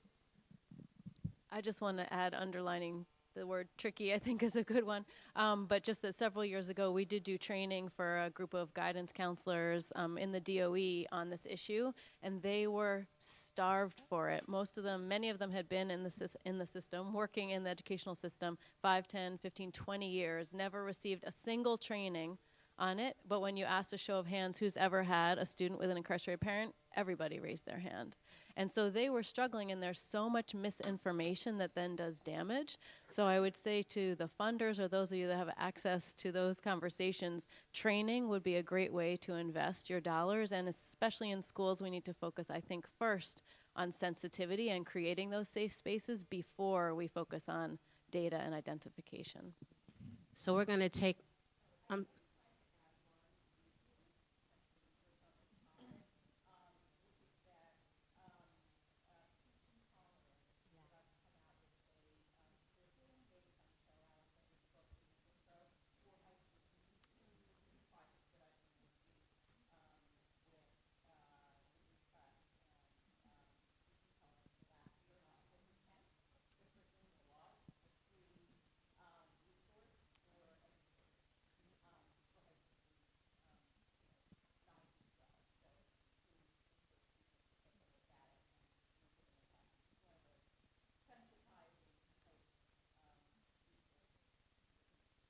So we're going to take one last question in the countdown. It's in the back.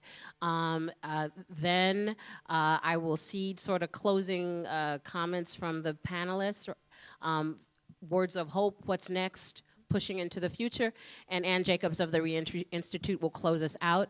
These programs exist because they prove their merit. Check your email and answer the survey today before it gets away from you, all right? Thanks. Hi, I'm Lorna, and my question really concerns support for the caregivers of the children that we're here talking about.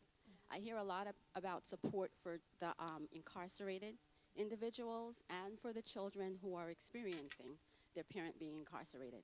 But I'd like to hear a little bit more about what's out there for parents who are struggling, or the caregivers of the children, and also the role that faith-based organizations can play in all of this. And if you've experienced or spoken to different faith-based organizations and what they're doing. Well, you bring up an excellent question about caregivers, and the bad news is that there's not much out there that I've seen or heard about that really is focused specifically on caregivers. But your point that caregivers need this attention is well taken, that it's programs that we need to think about developing. A colleague of mine out in Oregon and I are looking at that very issue because we don't see yet very many programs out there that are focused on caregivers, and yet they bear the blunt of a lot of this as well. So it's well taken. Faith-based things, do you want to talk about that? In terms of the faith-based community, Jacqueline McLeod, some of you may know her, she's organizing Healing Communities, and she has a specific effort to engage and inform faith-based organizations and how they can better support families impacted by incarceration. She recently held a day-long symposium, so we can get that information out. I think it's critically important. And Lorna has facilitated a support group for families and loved ones with an incarcerated loved one for last year maybe. And so that's a great way that faith-based organizations can also get involved in offering that support. And I think for the caregiver, which is such a critical piece that we haven't really touched on, we also just all need to be less judgmental, thinking of the schools, thinking of myself being a parent, seeing a child with a runny nose, thinking, wipe his nose, why aren't you wiping his nose? And now my reaction is, it's unbelievable how those noses run, right? I mean, you just wipe it and now they're running again. So it really shifts to think about, it's hard enough to get your children to school when you have no challenges like incarceration, no stressors like having a visit the day before and having to support children through that just heart-ripping pain of leaving the visit. So I also am not really offering much except that we really, really do need to do more for the caregivers and children. That supports children, to support those who are there for them every day. So thank you for raising that. I have something to add to that as well. There's a wonderful parenting program that's being piloted and also being studied through the Columbia School of Nursing. Bobby Blanchard is studying this parenting program called, I think it's called Co-Parenting, and what it focuses on is parenting classes for the incarcerated parent in conjunction with the caregiver on the outside, whether it's the other parent or grandparent or other parent, parenting role person, with the understanding that that relationship is so essential that there's good communication. There's going to be a lot of feelings and dynamics between those two adults, and they need to be addressed. And the more that relationship is strengthened, the more protective for the child. So this is a program that is being piloted and being studied, and hopefully will be expanded. Thank you. Starting with Sara, if you want to give some parting comments, what to look for, what's wonderful, all of that. I'll be brief. I think my topic was the most depressing. So I wanted to end on what I think is really hopeful. So when I started thinking about this stuff maybe a decade ago, inequality wasn't a word you saw in the news or talked about, and I think that the prison boom finds both its cause and its consequence in inequality, and that's being talked about on a regular basis in lots of forums. You have the publication of the new Jim Crow made that also connection to the prison system a conversation that's happening all over the place. The prison numbers went up a little bit this year, but they had been falling for the last 3 years. I think you see reform at the federal level. You see states with big problems like California really trying to be creative about how to deal with their prison system. And this was not, when I first started thinking about this, there were no signs like that anywhere. So I think in terms of what I do and what I think about, there are lots of signs of hope and the fact that we're all sitting in this room. So I did want to end on that and say that though reform is messy, it does seem to be going in the right direction, and I'm happy to have been here to do this. Thank you. Yeah, and it's been wonderful being here. In my years of focusing on this problem or this issue, it's been encouraging to see that more and more people are becoming aware of the issue and putting more attention to it, but also more funding so that we can really build programs, analyze programs, and see what works.